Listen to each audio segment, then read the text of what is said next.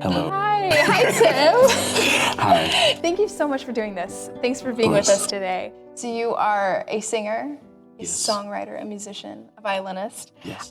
Can you tell us how you got started doing any of that, actually? I'm really curious. How did and also, were you younger when you learned how to play the violin? Yes, I was 7 years old. What? And my mom actually started me off playing because she used to play. So she started me off playing along with my sister. And then it went from there. Like a couple years later, she passed me on to a private lesson teacher. And then I've been playing ever since. Amazing. Yeah. Amazing. And so at what time did you kind of know or decide, like, this is something I'm serious about? It was always something that I loved, but I guess towards the end of middle school, going into high school, I was like, oh, okay, like, I think this is probably like I don't know, out of anything that I really do love, this is probably like the number one thing that I would actually go after. And then I started doing more and more, especially outside of school with music, and just kind of evolved from there.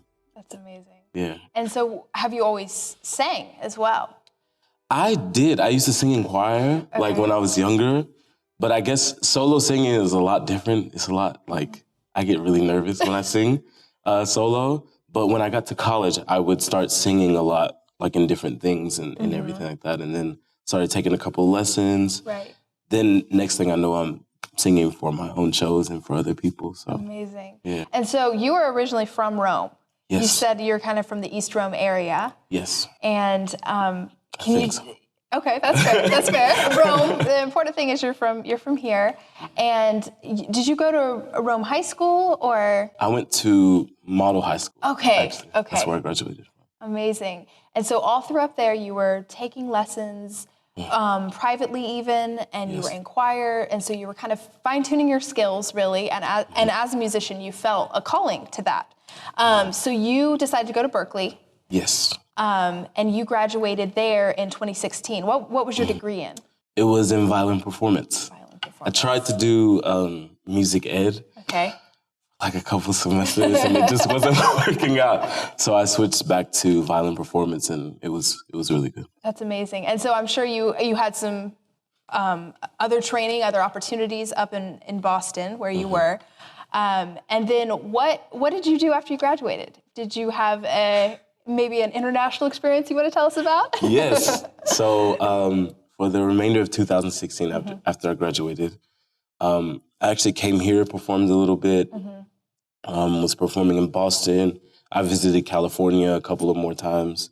And then in the beginning of 2017, in January, I decided to go overseas to Africa. I went to South Africa for 3 weeks. Okay. And then I went to Kenya for 8 months. And so, 8 months. So you lived there. Yes, I lived there. That's amazing. Yeah. And what were you doing in Kenya? Half of it was doing music, and I got to be on TV there. Got to do a couple of festivals, and I made a lot of friends with a lot of the musicians there in the music industry and everything.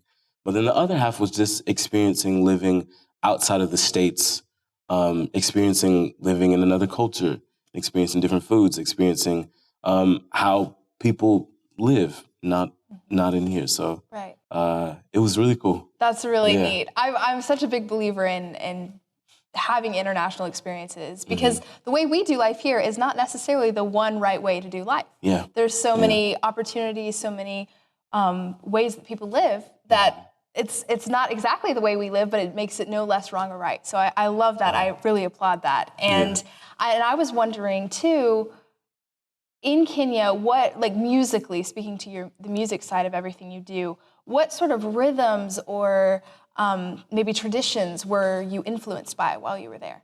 Yes. So it was kind of crazy because before I went to Kenya, I would listen to some different types of music. And I was like, oh, wow. Like, even when I wrote my original stuff, it kind of had this kind of like African influence, and people always told me that. Really? And so I was like, okay. And I had a lot of close friends from Berkeley that were from different parts of Africa. So maybe that was why as well. But then when I went over there, I got a chance to really listen to their music, and there's so many different types of music there. There's so many different rhythms and things like that. And so Yeah, my friends, they were able to teach me a lot of different things. It's very different than Western music. And all of it's very feel-based. I would say that. Okay. And so I would say that's the biggest impact that it had on my music.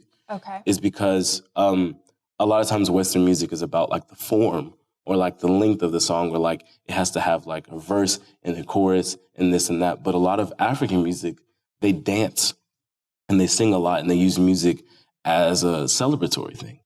So I noticed that my music actually kind of carries that feeling, especially since I've returned back from there. I've written a lot of music that is just feel good and people can really relate to it. And people kind of like, they go out of my concerts and they kind of like remember the melody. And the next thing I know, like they see me on the street and they're like, that song that you did, I can't like quite get it out of my head, but I like singing it in the shower and stuff. So, I love that thing because I'm like, music is there for that very reason. It's there for people to be uplifted when they're feeling down and things like that. And there's a community aspect of it. Yeah. It's not just for you, the musician. It touches all of us who hear what you do, which, by the way, what you do is fantastic. I've watched some YouTube videos. Thank you. Whoa, my experience.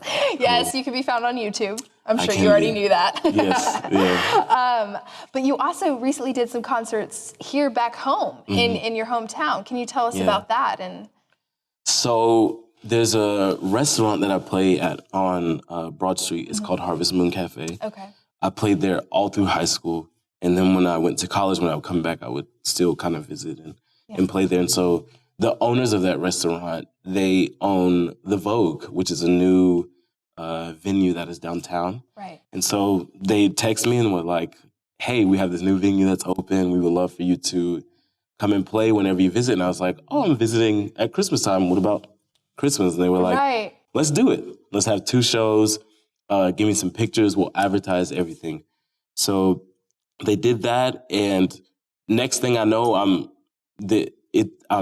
back here. It was my first day back here, actually last Thursday, and I kind of expected maybe like 60 people to come per night or something like that. And next thing I know, it's like almost reaching like 200 or past 200 people. Wow! And that's like the capacity, so it was completely sold out.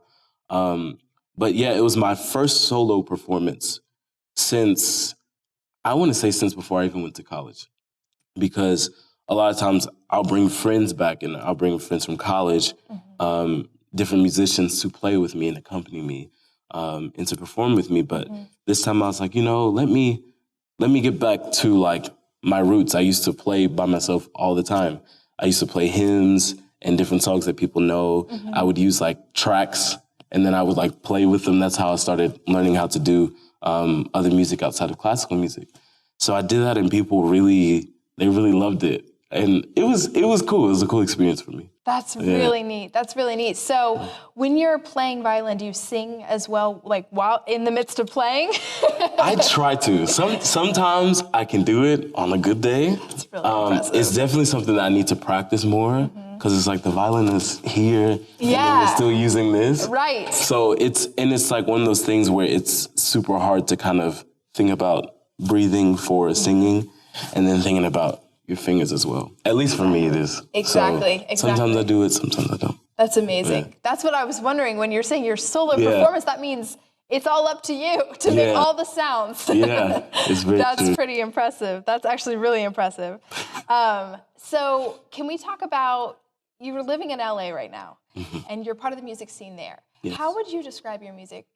Maybe the influences, I guess everything is kind of culminated from your high school, college experience in Kenya, all of that. It's all culminated. How would you describe maybe what you're doing and the influences you have now living in LA?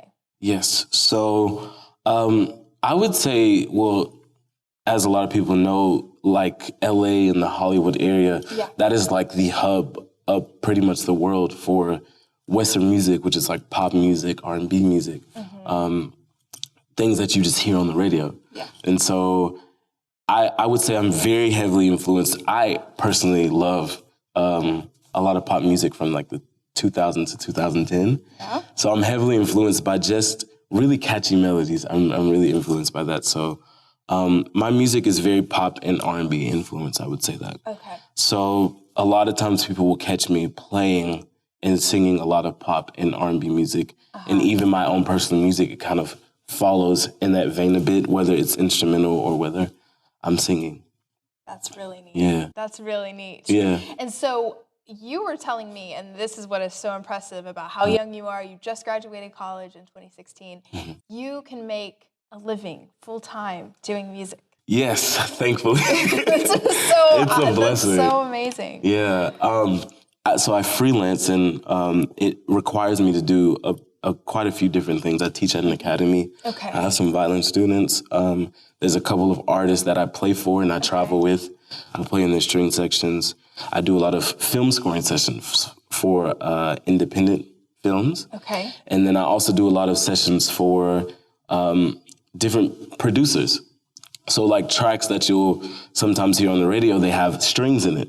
And a lot of times people will use like string pads, but they want to use live strings now. It's becoming a big thing. Okay, I didn't know that. So people will sometimes, there's a lot of different producers that will send me tracks and I'll just record at home and then they pay me to do that. So really? I do that. And then on top of that, I have my own band and my own stuff. So I travel around and do that as well. Right. Yeah. So would you say that would be maybe your goal in the future? Or how do you see, like in the next 10 to 20 years, do you still have students in your mind? Or are you still doing film scoring? What are you seeing for kind of the future? I kind of see myself, I really do want to travel and perform. I think that's like the biggest thing. Because my band, I've always seen them as like my family. They're not just people that I play with. They're not just people that I make music with, but I actually know them. They're very close friends of mine. And so I would love to be on a tour bus traveling. I would love to be in the sky on a plane, just traveling around and just learning from different people all over the world and being able to share my music also as well with people around the world. And I do want to, I think, eventually open up like a school to really just kind of cultivate a culture where people learn the skills and everything that they need musically, but then also that they learn that they carry something that's very unique to them. So for me, musically, when I was younger, I used to try to be like this person or be like this person. But then I found out I was like, wow, I actually have like my own voice. Like I play like my own unique way, and people can hear that even when they're not necessarily seeing me. They can hear me on the track and they're like, that's Tim. I can tell that's Tim. And so I want people, especially musicians, to know when they have that gift of music, like to express themselves in the way that they really feel and they know how to. They don't have to be like the next Stevie Wonder, the next Mariah Carey. They can be like them. They can just be themselves. And so they are enough, just being an artist. Yeah. I love that. So I want to kind of raise a school where it teaches you about music, but then also teaches you about finding your own voice and just being a family in that way. That's really neat.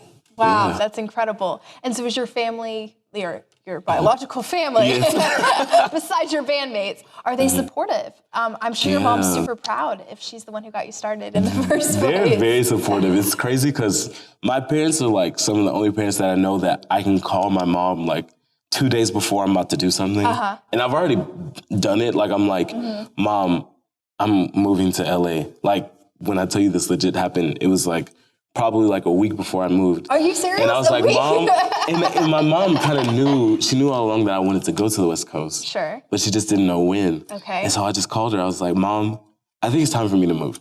And she was just like, okay, do it. Go ahead. So she's very supportive. She very much trusts me. And so does the rest of my family. They trust me kind of just going where I feel like I need to go and doing what I need to do. And if I make a mistake, like it's good because that's a very good learning experience for me. Absolutely. I think there's so many of us artists, speaking as an artist myself, there's so many of us who are so afraid to make a mistake.